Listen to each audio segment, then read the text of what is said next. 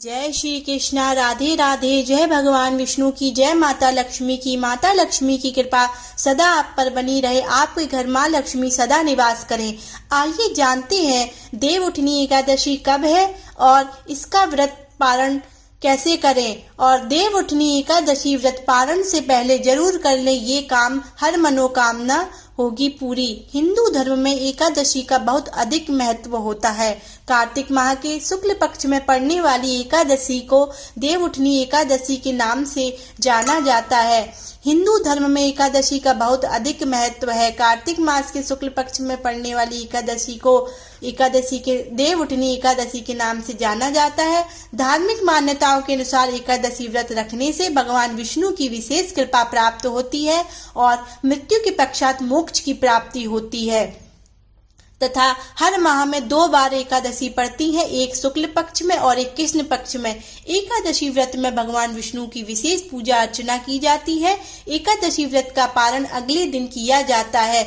आज हम देवउठनी एकादशी के बारे में जानते हैं, जो कि 12 नवंबर से शुरू है। 11 नवंबर को इसका व्रत शुरू हो जाएगा तथा पारण का समय 13 नवंबर को किया जाएगा। एकादशी व्रत के पारण से पहले व्रती को एकादशी व्रत कथा पाठ जरूर करना चाहिए। ऐसा माना जाता है कि व्रत कथा का पाठ करने से भगवान विष्णु की कृपा से सभी मनोकामनाएं पूरी हो जाती हैं और मृत्यु के पश्चात मोक्ष की प्राप्ति होती है, समस्त पापों से मुक्ति मिलती है। आइए जानते हैं देवउठनी एकादशी व्रत कथा। एक राजा के राज्य में सभी लोग एकादशी का व्रत रखते थे। प्रजा तथा नौकर चाकरों से लेकर पशुओं तक को एकादशी के दिन अन्न नहीं दिया जाता था। एक दिन किसी दूसरे राज्य का एक व्यक्ति राजा के पास आकर बोला, महाराज कृपा करके मुझे नौकरी पर रख लें। तब राजा ने उसके सामने एक शर्त रखी कि ठीक है रख लेते हैं, किंतु रोज तो तुम्हें खाने को सब कुछ मिलेगा पर एकादशी को अन्न नहीं मिलेगा। उस व्यक्ति ने उस समय हाँ कर ली, पर एकादशी के दिन जब उसे फलाहार का सामान दिया गया तो वह राजा के सामने जाकर गिड़गिड़ाने लगा, महाराज इससे मेरा पेट नहीं भरेगा, मैं भूखा ही मर जाऊंगा, मुझे अन्न दे दो। राजा ने उसे शर्त की बात याद दिलाई, वह अन्न छोड़ने को राजी नहीं हुआ। तब राजा ने उसे आटा, दाल, चावल आदि दिए। वह नित्य की तरह नदी पर पहुंचा और स्नान कर भोजन पकाने लगा। जब भोजन बन गया तो वह भगवान को बुलाने लगा, आओ भगवान भोजन तैयार है। उसके बुलाने पर पीताम्बर धारण किए भगवान चतुर्भुज रूप में आ पहुंचे और प्रेम से उसके साथ भोजन करने लगे। भोजन करके भगवान अंतर्धान हो गए और वह अपने काम पर चला गया। 15 दिन बाद अगली एकादशी को वह राजा से कहने लगा कि महाराज मुझे दुगना सामान दीजिए। उस दिन तो मैं भूखा ही रह गया। राजा ने कारण पूछा तो उसने बताया कि हमारे साथ भगवान भी खाते हैं, इसीलिए हम दोनों के लिए ये सामान पूरा नहीं होता।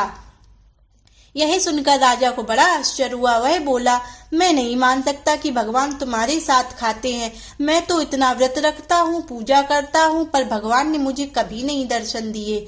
राजा की बात सुनकर वह बोला, महाराज यदि विश्वास ना हो तो साथ चलकर देख ले। राजा एक पेड़ के पीछे छिपकर बैठ गया। उस व्यक्ति ने भोजन बनाया तथा भगवान को शाम तक पुकारता रहा, परंतु भगवान न आए। अंत में उसने कहा, हे भगवान यदि आप नहीं आए तो मैं नदी में कूदकर प्राण त्याग दूंगा। लेकिन भगवान नहीं आए। तब वह प्राण त्यागने के उद्देश्य से नदी की तरफ बढ़ा।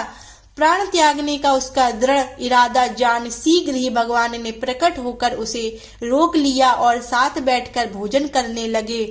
खा पीकर वे उसे अपने विमान में बिठाकर अपने धाम ले गए। यह देख राजा ने सोचा कि व्रत उपवास से तब तक कोई फायदा नहीं होता जब तक मन शुद्ध ना हो। इससे राजा को ज्ञान मिला।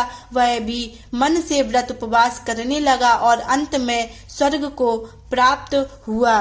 आइए जानते हैं देवउठनी एकादशी के दिन क्या ना करें। देवउठनी एकादशी का रात सोना नहीं चाहिए। मान्यता है कि इस दिन विष्णु जी की प्रतिमा या सात्विक के समक्ष बैठकर भजन कीर्तन और जागरण करने से विष्णु जी की असीम कृपा बनी रहती है तथा एकादशी के दिन पान नहीं खाना चाहिए। मान्यता है कि पान खाने से मन में रजोगुण की प्रवृत्ति बढ़ती है। इस साधक को सात्विक आचार विचार रखना चाहिए और विष्णु जी की साधना करनी चाहिए। जय भगवान विष्णु की, जय माता लक्ष्मी की।